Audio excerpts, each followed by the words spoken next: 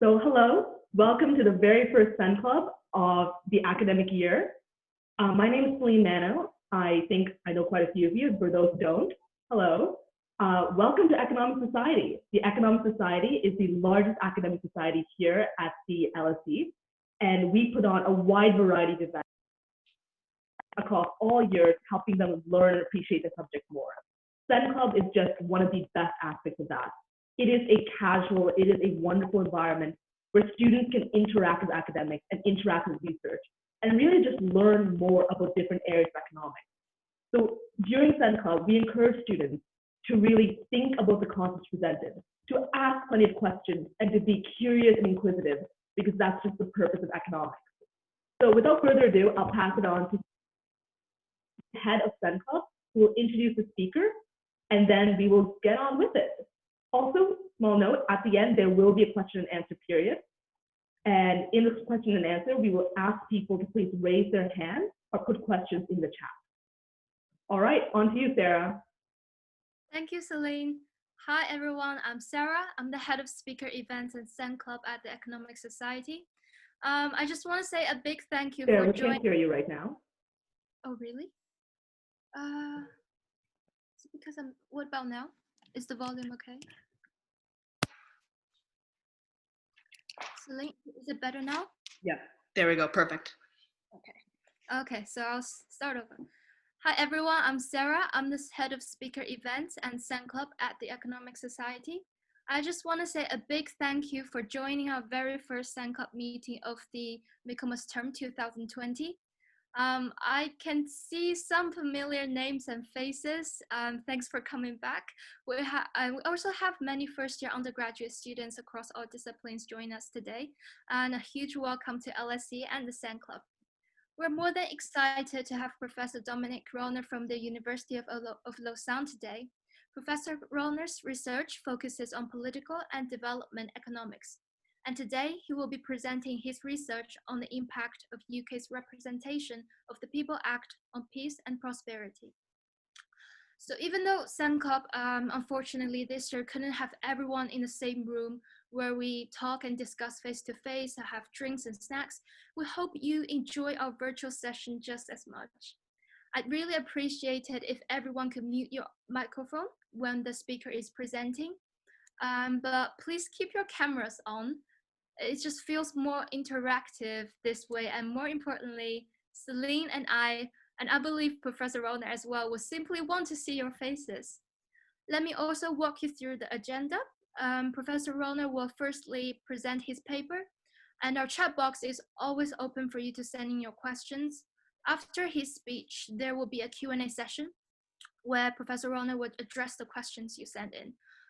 Of course, it would be really great if during the Q&A you could raise your hand, unmute both your microphone and camera, and just shout out loud your questions. So where's the hand raising button, I hear you ask? Go to the toolbar, click participants, and then you will see the lovely blue icon, hand raising icon there. Please let me remind you that again, this meeting will be recorded, as we have quite a number of students who couldn't make it here today because their class time clashes with the meeting. Okay, without further ado, let me hand over my virtual microphone to Professor Rohner. Thanks a lot for inviting me, and thanks a lot for this nice introduction. I want to introduce you also to Alessandro Saia, who's my co-author on this paper and who's also here. So Alessandro is also here during the talk, and you can ask him questions as well. He will answer a bit on the chat as well. He's much more knowledgeable than me, so it's good to have him with us. There may be a few interruptions potentially, because my 3 kids will come home from soccer and volleyball. So at some point maybe there is noise, but my apologies for that in advance. Okay, so let me share my screen. Here we go. Yeah, can you see the slide? Yeah. Okay. So as as Sarah was saying, this paper is called Ballot or Bullet: The Impact of UK's Representation of the People Act on Peace and Prosperity. Joint work, as I was saying, with Alessandro Saia, who's also at the University of Lausanne at the moment. So basically, here we go. Yeah, so let me start with this quote by Malcolm X. So what Malcolm X was saying is, this is why I say it's the ballot or the bullet. It's liberty or it's death. It's freedom for everybody or freedom for nobody. And so what he meant with that is that, well, you know, actually, why do we care about democracy? Well, because democracy is kind of the best way to prevent political unrest, violence, fighting, and so basically his point is, well, if you don't create a real democracy and extend voting rights and political civic rights to all citizens in a society, all communities of all groups, well, this won't work, and you're going to have typically violence. That's the way it is. And so, and that's kind of the classic argument of why we expect democracy to be an important thing, because historically, all theorists of democracy, many of them have pointed out that kind of the raison d'être, the main motive for democracy is to prevent fighting. And so then let me go to the second quote. Second quote, you may recognize Queen Victoria. So this is about Victorian England. The Reform Act of 1867 was one of the decisive events, perhaps the decisive event in modern English history. It was this act that transformed England into a democracy. And that's by a famous historian, Gertrude Himmelfarb.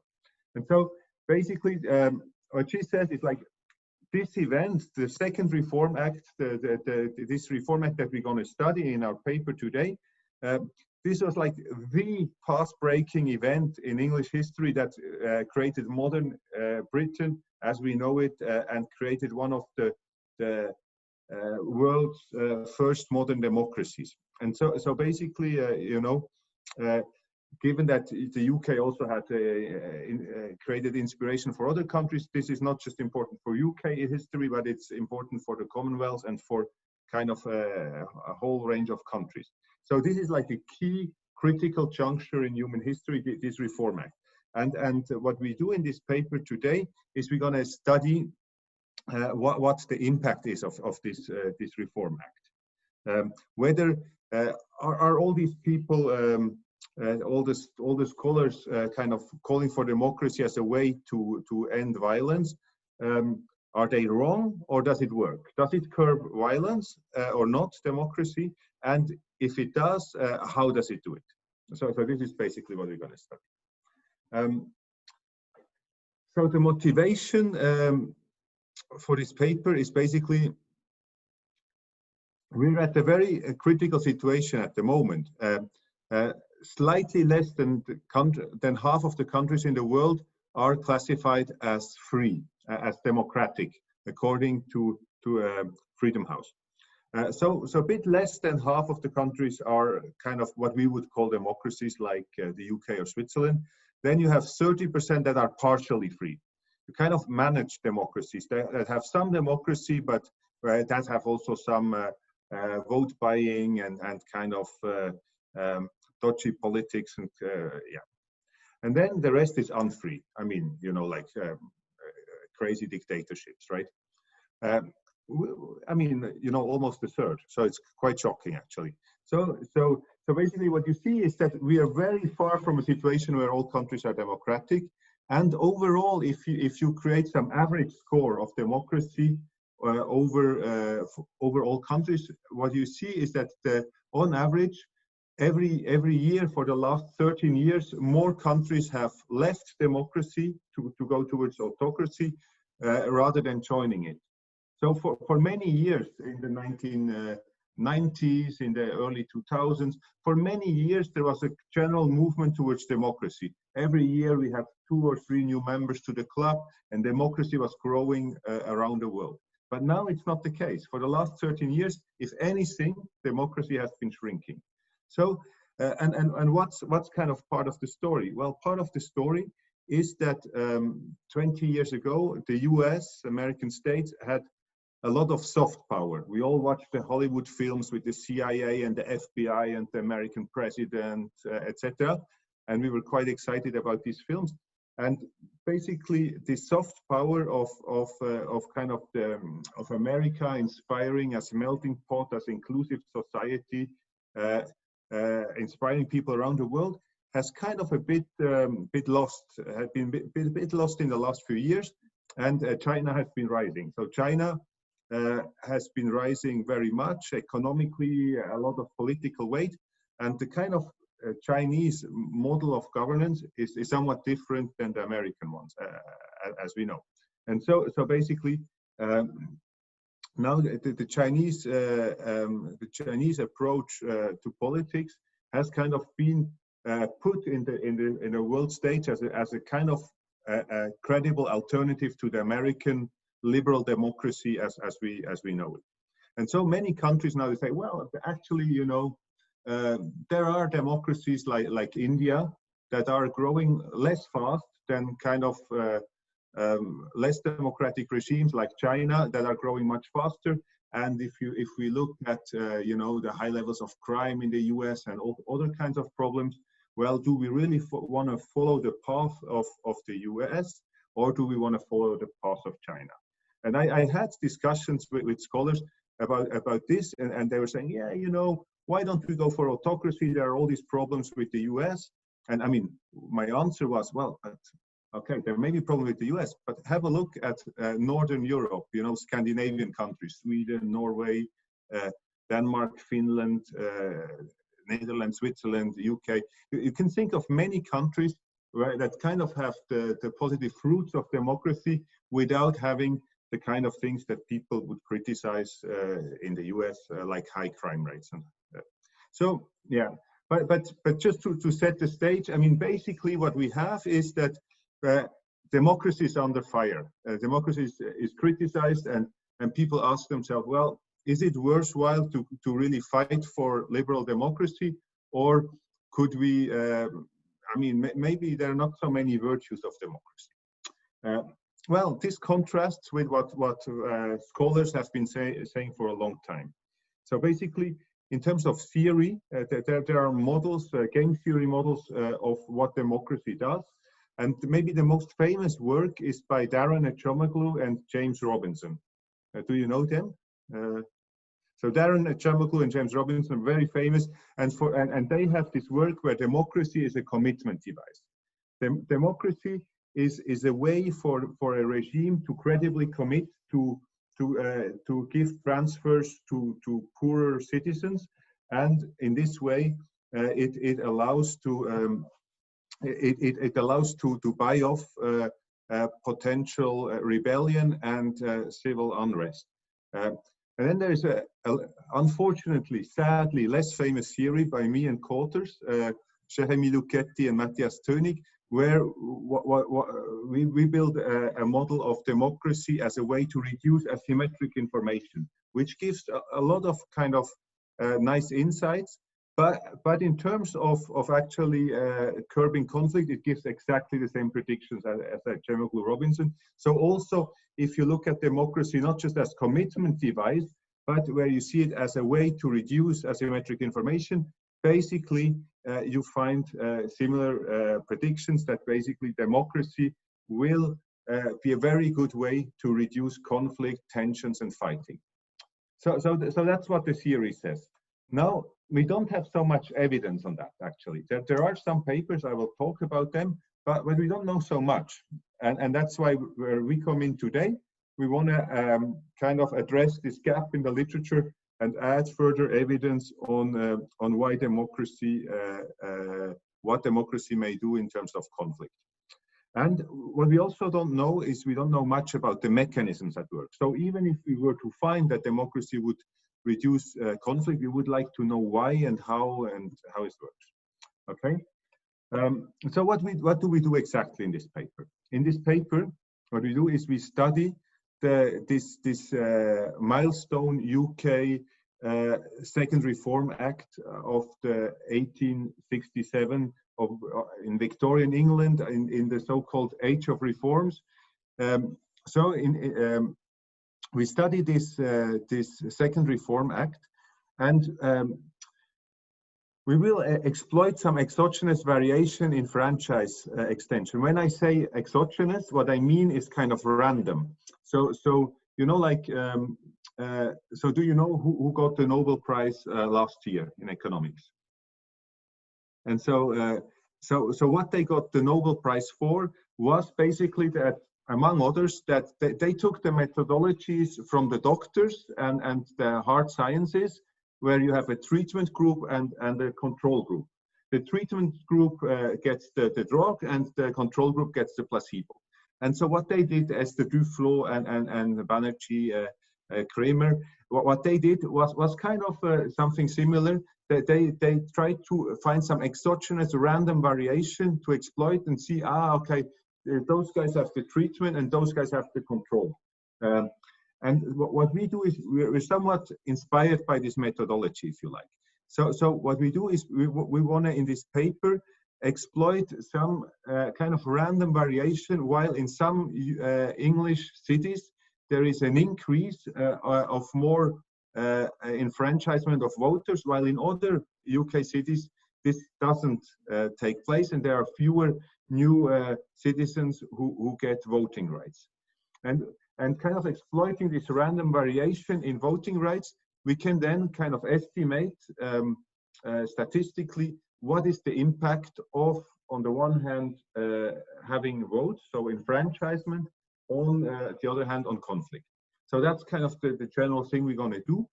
Given that this thing is a bit technical and I'm supposed to give a non-technical speech, I will skip a lot of slides, and it will be a bit, yeah, I will try to make it as easy to follow as possible. And so for doing this statistical analysis, what we had to do in the first place was to create a new data set. So what we did is we went to the British Newspaper Archive, and we got digital copies of 230,000 newspaper articles from roughly 500 UK newspapers. Some of them, I mean, newspapers of the 19th century, but some of them are still read today, like the Evening Standard, for example, or the Sun. And so basically this panel, and so we created a panel data set where for all 184 cities, we had monthly data over 24 months, right before the Reform Act led to the first election, and right after, so we can compare before and after. And so for these 4,000 observations, we know for each month and each city whether they had fighting events or not from these newspapers. So basically using keywords. So if, for example, in Manchester, they had a fair amount of fighting before this Reform Act and the election. So if in some city next to the greater Manchester area, there was some conflict, well, this would be coded as having conflict then, and then later on, if there was no conflict anymore, this would be coded as 0, 1 or 0. And so that's what we do as a second step. And then at the end, we look at what are the mechanisms, the channels of transmission.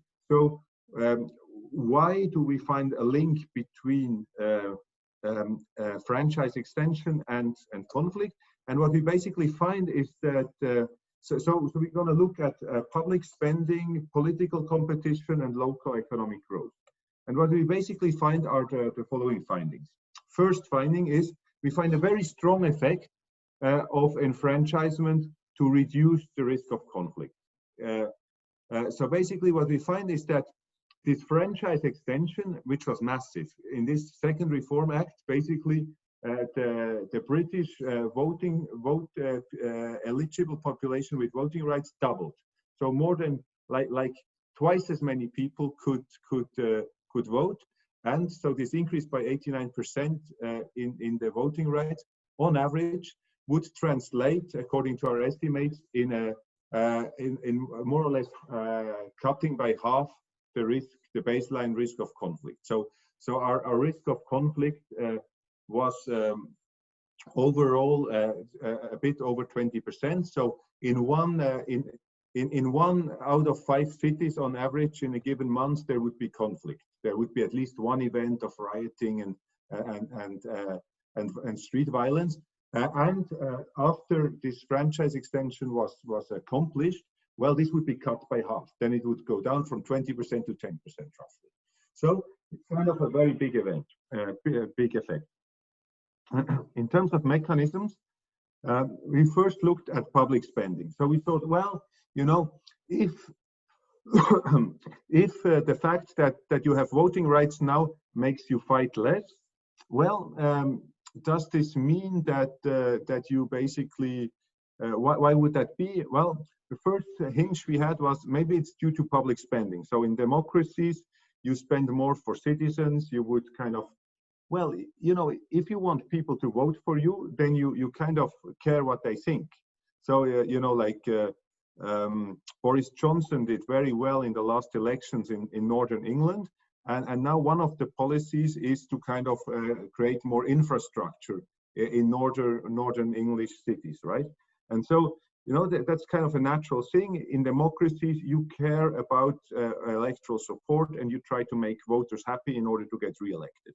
Well, actually, we don't observe that much in Victorian England. So we cannot detect really big effects on public spending. And this is in line with the kind of historical account that would say, well, in that time, during that period, there were not massive public expenditure investments. And so this is something we don't detect. But what we detect are two effects. One is on increased competitiveness. So what we see is that basically in places where they had more enfranchisement of votes, where more people could now newly vote, politics would become more competitive. You know, there is a famous scholar at the LSE, Tim Besley, one of your professors. He has a paper together with Thorsten Persson and with Daniel Sturm. They have a paper where they look at electoral competitiveness in the US, and they look at the impact of that, and they find that if you have more electoral competitiveness, it has very good effects in terms of growth and all kinds of outcomes. The reason being that if you're imagine that if you're in a secure seat, if you're some Tory candidate in some constituency in the UK, where for the last 500 years, not 500 years, for the last 50 years, always a Tory representative, conservative member of the parliament has been elected, well, it's kind of a secure seat, so you're sure you're going to get elected, right? Same if it's a secure Labour seat. However, if a seat is combated and you have to fight hard in order to win the next election, well, you will be even more motivated to kind of make your voters happy, because you really have to fight for electoral support because it's not a secure seat. And that's part of the story here. What we see is that this competitiveness goes up. These new people arrive, new citizens who can vote, and we see that a higher share of seats get contested and are kind of competitive, and not just like seats that you win for sure. The second and the last finding, and that's kind of one major finding here, is that a big effect goes through local economic growth. So we create a new variable for measuring local economic growth in this period, and what we see is actually democracy boosts growth. And that's a very powerful argument why we should strive for kind of pushing forward democracy, because it kind of increases growth. And so we find this here in a very small setting for one particular reform. But Darren and Chomoglu and Coulters, they have a recent paper where they find that for the world. So they find, looking at all countries for the last few decades, they find that indeed having a democracy is good for growth. And people have kind of forgotten this, because people have kind of restricted themselves to comparing China and India.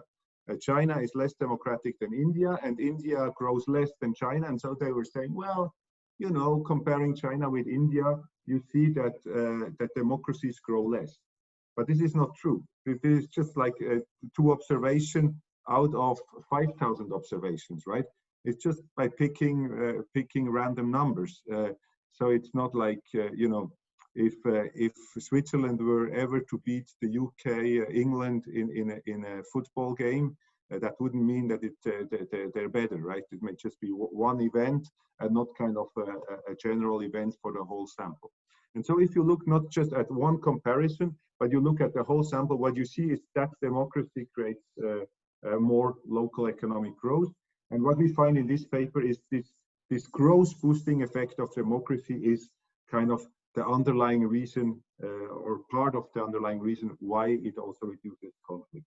Because basically, if you have a flamboyant kind of booming local economy, you have good jobs, you have good salaries, well, usually you will be less tempted to go in the street and fight and rebel against something, right? I mean, people would be more likely to rebel and kind of challenge the state and fight when they have a very low opportunity cost of time and when they kind of have no other options in life than to get their rights in this way. Once they are in a situation where they have plenty of opportunities to express themselves and where they have kind of a very good economic perspective, well, they can do well without having to fight in the streets. And so that's why you rarely see kind of, I mean, that's what you see like in the UK or in Switzerland, for example, the incentives to join some rebel movement and start to attack Westminster are not so big. You rather stay at home and have a good job and a nice life, right? Okay, so yeah, so that's what we find in the paper. So in terms of the related literature, so there are quite a few papers that would compare different countries with each other. And I have also one together with Paul Collier where we studied this, and Tim Besley and your professor from the LSE with Thorsten Persson has something, and other people. And these papers are very useful, but they're a bit hard to interpret because, you know, like countries are very different. So if you comparing different countries with each other, suffers from a lot of statistical biases and confounding factors. So if the UK is more democratic than Afghanistan and the UK has less conflict than Afghanistan, it would be hard that it's causal. It would be hard to kind of to argue that it's necessarily because the UK is more democratic than Afghanistan that it has less conflict. It may just be that maybe the UK is at the same time the UK is richer than Afghanistan, so maybe it's just all about GDP. So maybe it's the fact that the UK is richer that at the same time makes it more democratic and at the same time makes it more peaceful. So just comparing the UK with Afghanistan doesn't tell us really much about the causal impact of democracy on economic outcomes. And so that's why these studies are useful, but we want to go further. And then there are papers that are country level studies that would focus on one country, but on particular things.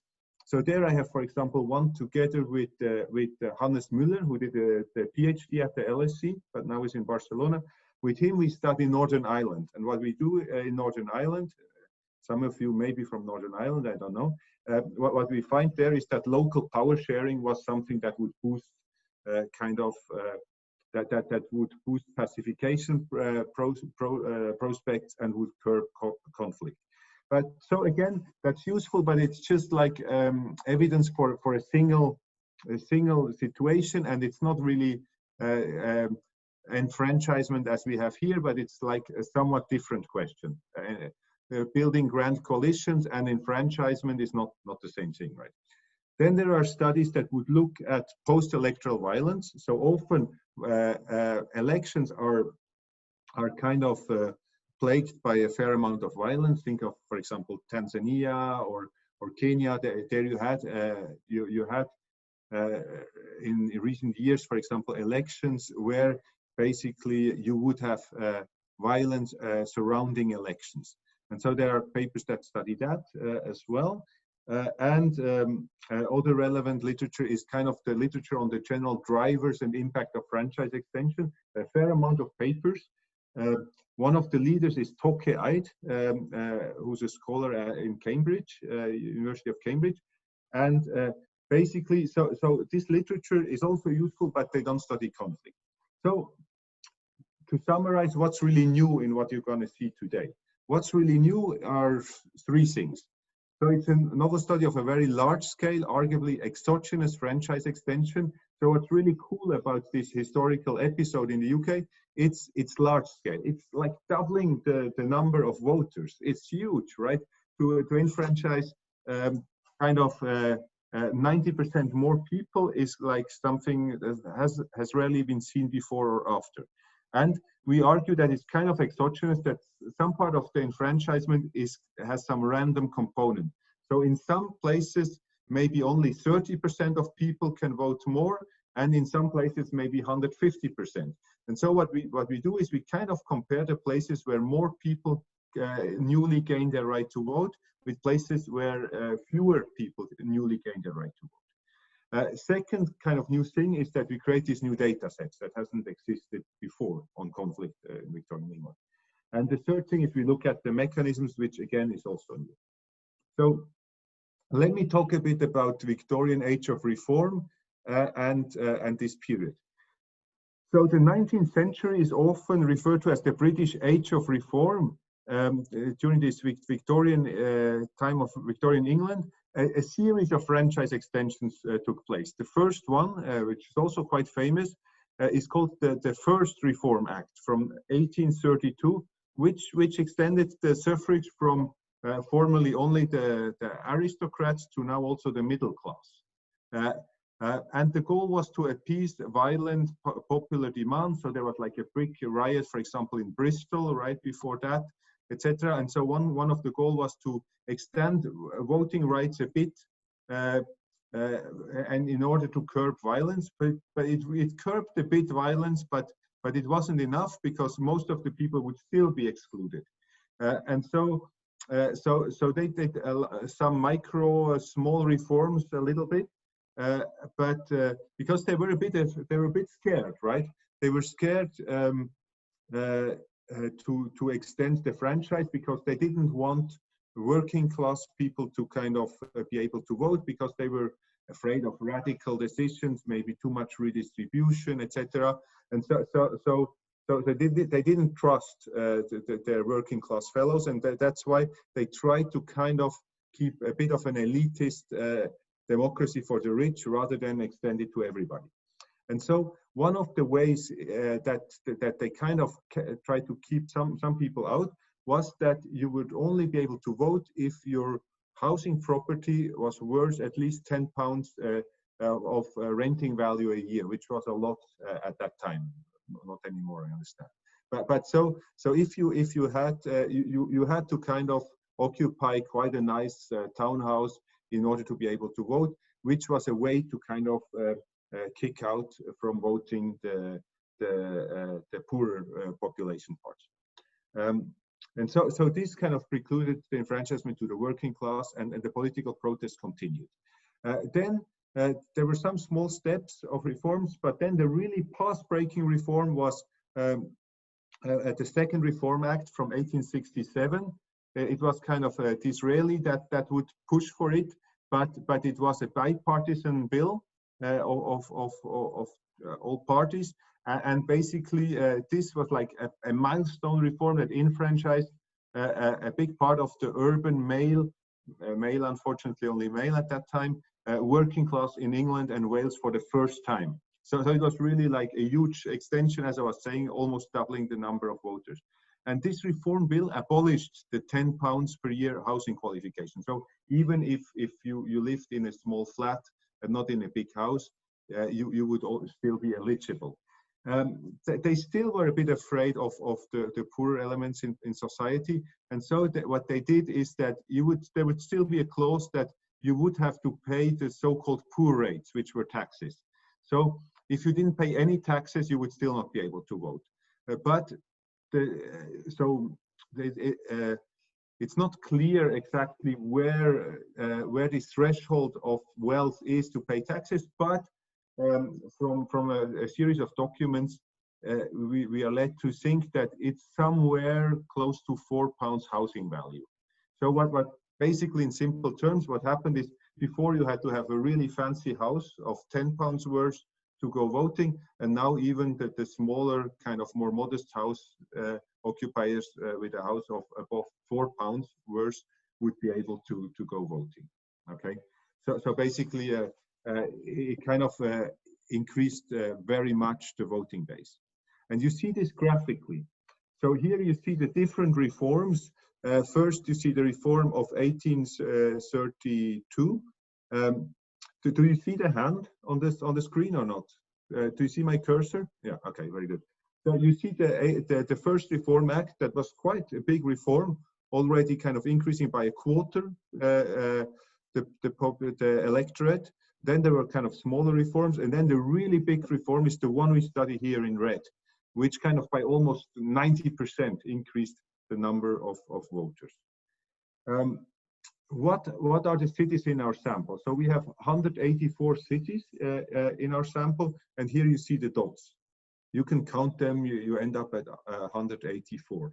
And so these are like the cities of England and Wales that are represented in our sample.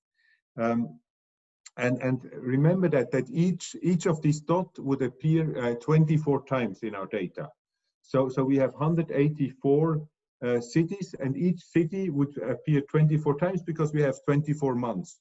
So it's a panel where we have Bristol in January, Bristol in February, etc. You know, and so basically this leads us to have roughly 4,000 observations. Let me talk about the data on conflict. So what we do is, as I was saying, we start from a British newspaper archive. We have 230,000 newspaper articles that contain at least one, and we keep the ones that contain at least one conflict-related keyword.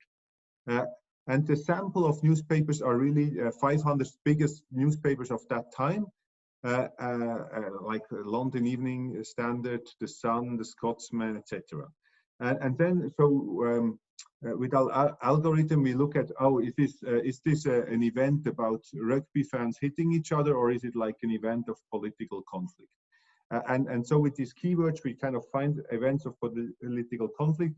We also take apart, I mean, we were too lazy to hand code 230 newspaper articles, which would have taken until our retirement. So we haven't done that.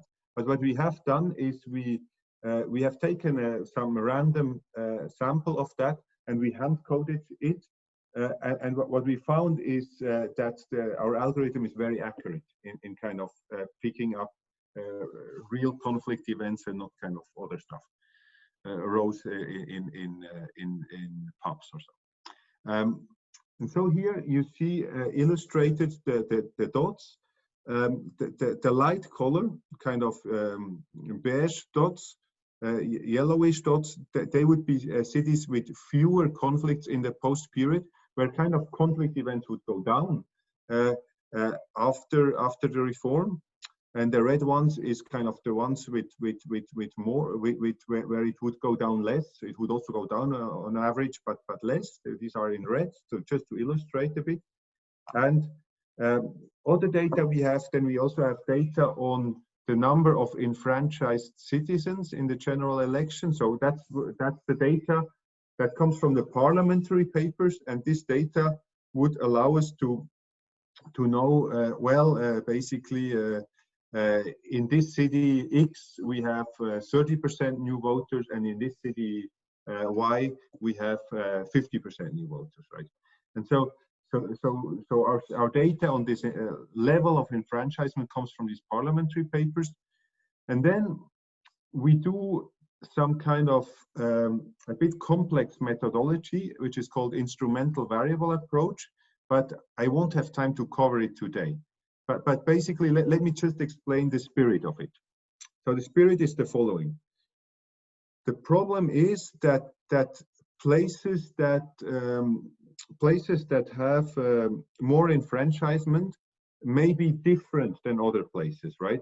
If, for example, Manchester has much more enfranchisement than, say, what's a really posh area, Chelsea, right? So if in Manchester there is much more, not whatever city, I don't want to. In some average UK city, you have like less enfranchisement. Then you have much more enfranchisement than, say, in the poshest area of Chelsea, where already everybody was enfranchised almost. Well, then that could maybe that's just the case that this place was less rich than Chelsea. And maybe our results are not due to enfranchisement, but they're just due to wealth differences. So maybe it's just like the poor places, relatively poor compared to Chelsea, the poorer places would catch up economically. And because they catch up economically, they become more peaceful. And it has nothing to do with enfranchisement and voting, right? So this could be a concern for our paper. And so that's why what we do several things. But one of the things we do is we take an instrumental variable. An instrumental variable is we kind of take the variation in voting, in enfranchisement, but we just take the random part of it. So we kind of, if you want, I say in the interest of time, because I only have like 10 minutes left, right? In the interest of time, I'm gonna skip this, but afterwards, if you want, I'm very glad to explain this. So I explain this in my courses as well. So I'm happy to do that, but I won't have time to cover it now. And then we have a bunch of other variables as well. In particular, we control for inequality and for average affluence in a different place in order just to address these kind of concerns about confounders as I mentioned. And so here you have, again, the dots of the cities illustrating darker colors would be in places that had more enfranchisement, and lighter colors would be places where you had less enfranchisement. Then we have our, just to illustrate the data set, but I won't say much, but basically what we have like 4,000 events. So we have like 24 months for each of the 184 cities. And what we see, the mean of this variable, the mean is 22%, meaning that in roughly 22% of these observations, we had conflict, where there was some event of social violence. And then we have data on the increase in the electorate, on average rents paid, and all kinds of things. So here, let me just show you the row correlation, and I may not have time to look at the big tables. Here, what we do is we regroup so it's a so-called bin scatter graph. It's like a correlation, but in order to kind of display the data in a more visible way, what we do is we don't take the 184 dots of each city, but we regroup them into bins. So each of these circles would represent maybe 10 cities or something, right? And then we look at this line of trend, and what we see is a negative correlation. So in places where you had more people newly enfranchised, you have less social violence, and in places where you had fewer people enfranchised, you would have more violence, right? Yeah. So that's kind of the general raw data correlation. And then what we do is we do plenty of tables where we kind of look at this, controlling for all kinds of things, but I won't have time to cover it. And so I skip all that, and I just say a few words on the channels. So we find basically a very strong effect that having more voters, more franchise extension would reduce the scope for political conflict, and we want to know why. So we then created a lot of data sets on public spending, state capacity, etc. We didn't find anything which may have two reasons. One is that there is nothing, or that our data are just not good enough. That's another possibility. But we cannot detect. And the other thing is also that it takes time. So, for example, in another paper together with my co-author Alessandro, we look at education. We find that building schools is a really good thing for reducing conflict with data for Indonesia. And but the thing is, like in our data, we just have 2 years here for this paper. So building a school takes some time. So even in more democratic cities with more enfranchisement, they start building schools. That's super. But once the school is finished in 5 years, well, that's not in our data set anymore. So that means that the fact that we don't find anything on public spending doesn't necessarily mean that there is nothing. It's just that we can't detect it. Basically, what we find, however, is that there are more contested elections, and also what we find is that basically there are more places with economic activity. And so here you have the result on the contested elections. So in the previous elections, there were very few, a bit over 60%, but then once you had the enfranchisement with all these new voters, this kind of reshuffled the cards a bit, and in the 1868 election, suddenly you had almost 90% of seats that were not secure seats, but that were contested seats, where people had to kind of offer good policies in order to win electoral support. And then we have this regression table, which I'm not going to comment in detail, but I'll just kind of explain the spirit behind. And so the spirit is like, what we did is we looked at job ads in UK newspapers. So they would typically start with the word wanted. I mean, not just in Lucky Luke or kind of in the Western films where you want the criminals wanted, but here it's like for job ads. So if you look for an accountant or something, you put wanted accountant, etc. And so by knowing in which part of the newspaper an article was published and whether it contained the word wanted and some other features, we can see how many ads they had for jobs in a given location. And so if, for example, in Liverpool, you have 50 new job ads, but in Manchester you only have 30, and in Bristol you have 300. Well, what we can deduce from that is that there was a huge economic boom in Bristol, but less so in Liverpool and even less in Manchester. So the number of job ads would be used as a proxy for the level of local economic growth in a given city. And when we do that, what we see is that basically franchise extension would boost economic growth big time. So in places where more people were newly enfranchised and had the new right to vote, down the road later on, you had more jobs creation. You know, there can be several reasons why this is the case, but democracy helps in terms of accountability, governance, etc. And so then we do some counterfactual reforms where we say, well, what had happened if this threshold for being able to vote had been kept at £10?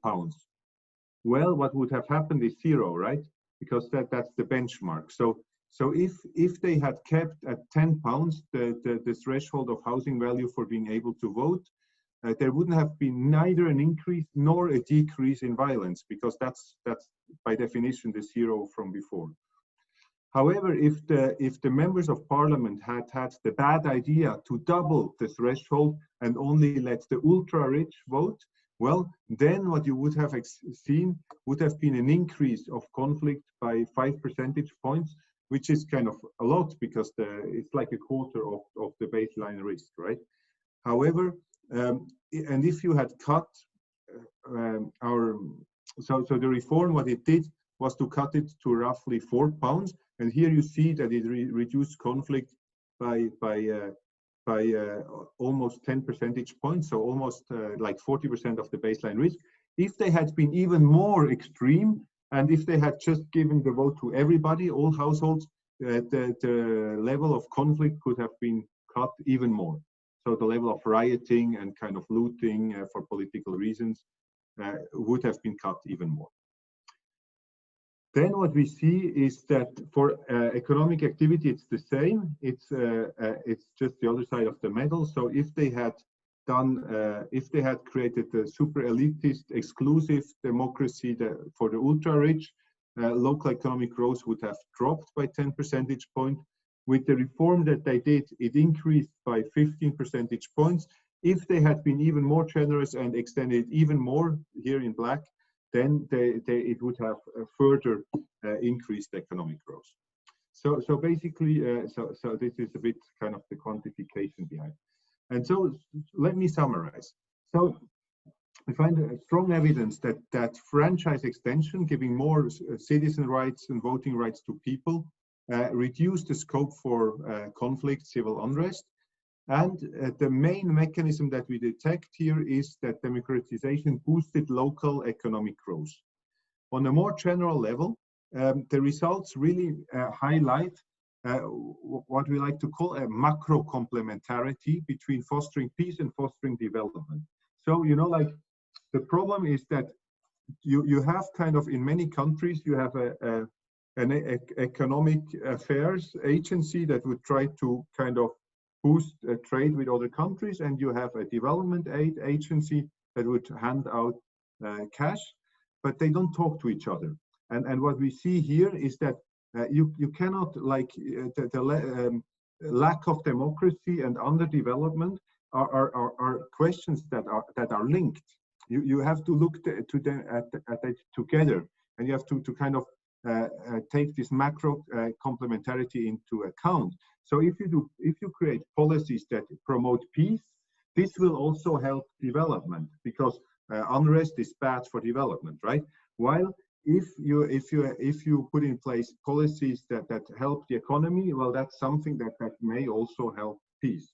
And for example, education would be the kind of policy that would be very good in terms of this macro complementarity, because education would be something that would boost growth and would also boost democracy and kind of reduce conflict, as we've seen in another paper. So that's why it's smarter to focus on policies like education than on policies that are purely kind of transfers without investing the money into something that would boost the economy and kind of peaceful politics at the same time.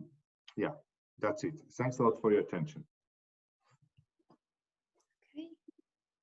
Thank you. Thank you very much, Professor Rohner, for your wonderful insights into the impact of the Reform Acts on democracy. Let's now open the floor to questions. So feel free to unmute yourself and read out your questions. Read your questions out loud. If your camera is not working well, then please feel free to post them in the chat.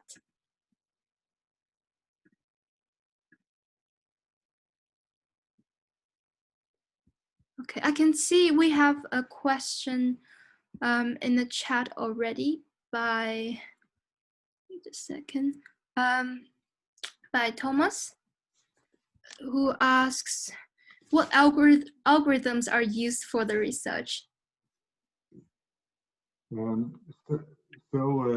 Basically, let me maybe give hand this question to Alessandro. Alessandro, are you still here? Did you fall asleep during the talk? No, not at all. Not at all. It was super interesting, Dominic. Okay, so I let you maybe handle this question, because I mean, Alessandro knows better the answer, and it's good if we both talk a bit. So all the data construction was done using Python, different type of modules in Python. So both the downloading of data and the text analysis was executed in Python.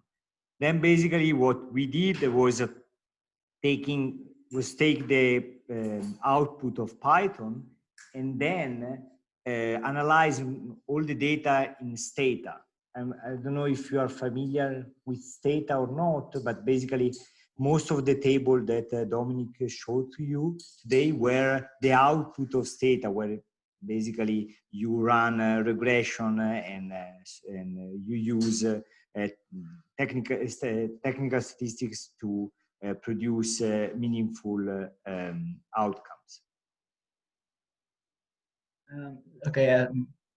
So, but what I was curious about, what kind of modeling did you use to draw your conclusions from the data pre-processed by Python? I'm not sure that I understand the question or not. Basically, Python was just used to extract the data. What does it mean, extract the data? And you can read more about it in detail in the appendix. But basically, how we identify an event, basically, we let the algorithm, the Python algorithm, to detect a string that contain a certain type of keyword, conflict-related keyword, and then we look if next to it there is in the text the name of a city, one of the 180 cities that we have in our sample. Once that we retrieved all this type of information, then we assemble this information and extract them to have it analyzed in this data. Thank you very much. I think.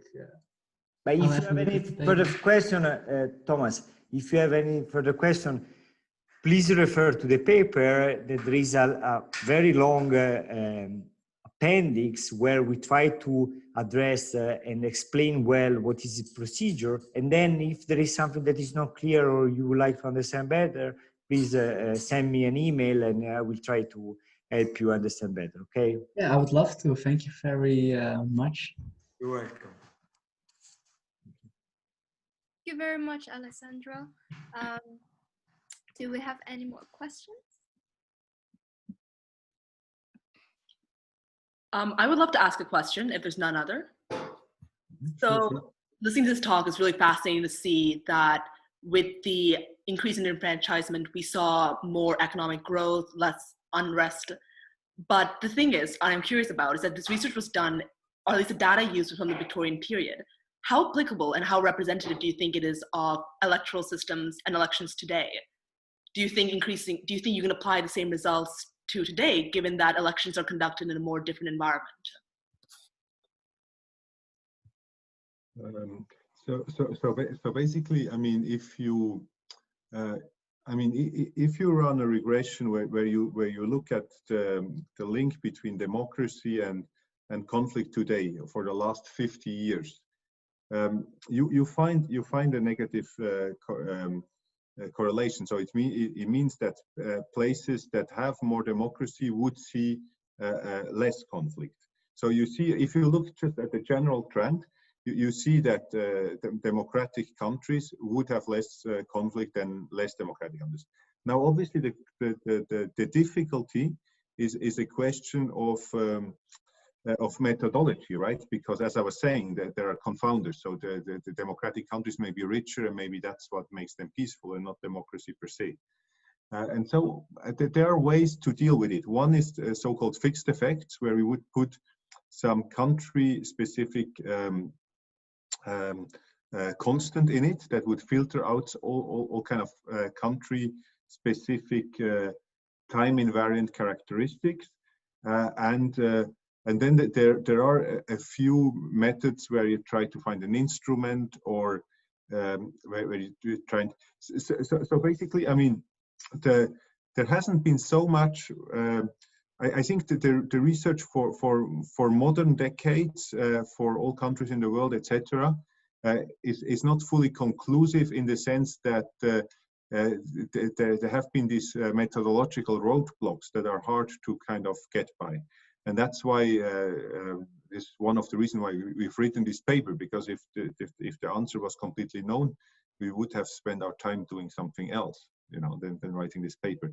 But the existing papers, they would typically find supportive evidence for democracy being a good thing in curbing conflict overall. But yeah, it's not. So we would basically. So it's really something we could study also with modern data. That would be a good idea, but we need to find some random variation. So we have some project on one Asian country where we are currently like putting together data with Alessandro and other people where we may be able to exploit something for more recent data, but it's still kind of a work in progress, and so we cannot say much about that so far. Alessandro, what would you like to add something maybe? No, I mean, just to say that you always face, I guess, as a researcher, a trade-off between something that is actual and relevant and something that is actually feasible and it's possible then to address in a causal way. So what we tried to do in this kind of paper, we said, okay, let's try to think about the first and well, let's say one of the first or one of the biggest and most important example of enfranchisement in order to start with, you know, one of the most important events. Of course, it's not clear that if you have a one for all solution, but then the fact that we are able to pin down all the mechanisms can help to produce evidence, causal evidence that eventually can inform policymakers. As a researcher, what we are trying to do is, of course, producing as much as evidence as possible in order to inform them policymakers. This is not the final paper on democracy and growth. Hopefully, is one of the first papers that could then be exploited, and the finding of all these projects can be exploited in the future to produce actually some changes in the world. Mm-hmm. Thank you. Thank you very much, Professor Rohner and Alessandro. We have a few more questions from the chat. So Ray, I hope I'm pronouncing it right, asks something about identifying channel 4. And the question is, since the variation in enfranchisement is driven by differences in wealth levels, how can we be sure that the vacancies can be interpreted as a consequence of democracy rather than of the instrument directly?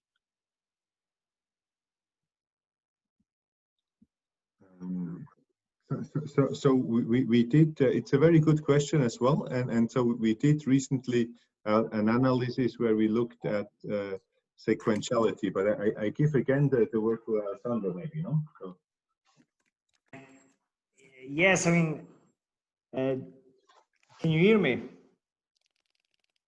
Okay, so this is an excellent question, but it's kind of difficult to address without entering in detail. So I'm sorry to give a cheap answer, but we have a paper. The paper is online, and I guess that is appendix D6, where you can find the address, how we address this question, because it's fairly complicated from an empirical standpoint of view, and also without showing you the slides, it's very difficult for me to precisely address this question. So we have the paper online, and we have a section in the appendix that is devoted to exactly this question that was raised before to some other researchers. So sorry about that, but if you don't mind, you just take a look at the paper and you have an exhaustive answer. You will find an exhaustive answer to your question. And what you will also discover is that the appendix is even longer than the paper. So, exactly. So showing you how cumbersome it is to do research with all the appendix and stuff. I think we're going to take the last question from the chat box by Orlando. Would you possibly say that there's still a lack of democracy in the UK in order to further promote local economic growth and peace in the UK?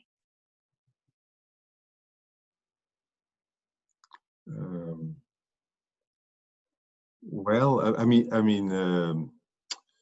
no, I guess, you know, like in all the democracy scores, typically UK would be on top. So it like in the kind of democracy, so like Polity 4 would be Polity 4 would create the democracy scores for all countries around the world, and they would range from -10 to +10. And countries like the UK or Switzerland would typically be at the maximum, at +10, taking into account all kinds of dimensions. Now it's clear that even in the most democratic countries in the world, you can improve things. Like in every country, you can improve things. But yeah, no, I think if every country was like the UK, we would already be very happy. So I'm not sure.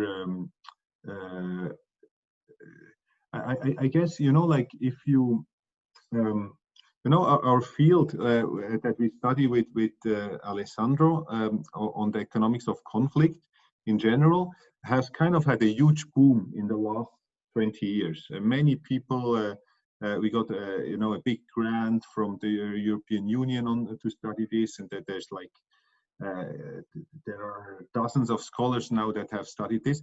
And the reason why this economic study of conflict has become such a big topic is that we kind of understood that for many countries that are poor, actually political stability and state capacity are kind of key factors, right? So really it would be hard to kind of study development economics without at all thinking about political stability, institutions, and all these questions. And so for example, again, Tim Besley, your professor and one of my favorite scholars.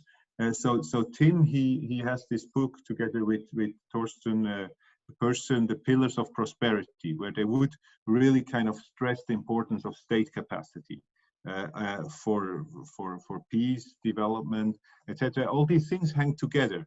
But what we understood in the last few years is that kind of having stability is like the crucial thing.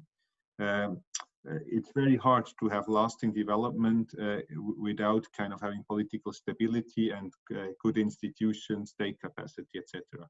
But yeah, no, I mean, in terms of the UK, I think you know, state capacity and democracy and political stability, this is all perfect. So for further boosting economic growth in the UK, well, there would be other factors, right? That you would. There are other things you can maybe do to further boost. Okay. Alessandro, again, did you want to add something maybe? No, you are the expert scholar, so I guess that your answer was perfect and pretty also, because it's not easy to address this question, but I guess that you did an excellent job though. Alessandro is also an expert, but he's very modest, so he's yeah.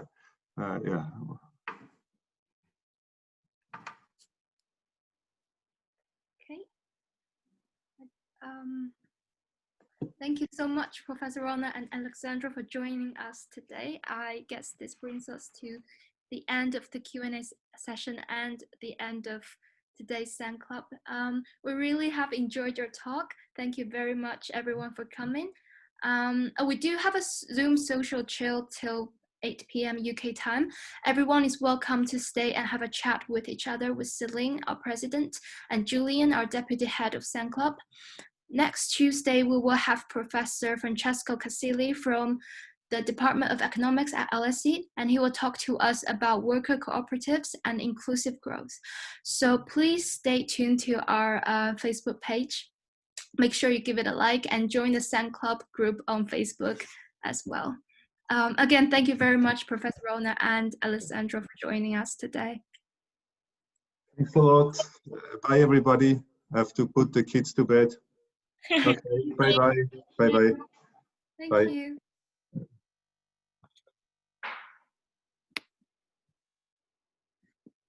Yes, just like Celine said, Sen Club every Tuesday, 6:30 UK time. We attempt to have it end at 7:30. It doesn't always happen. If you can stay, stay. If you can't, that's okay. It's a very casual, chill thing.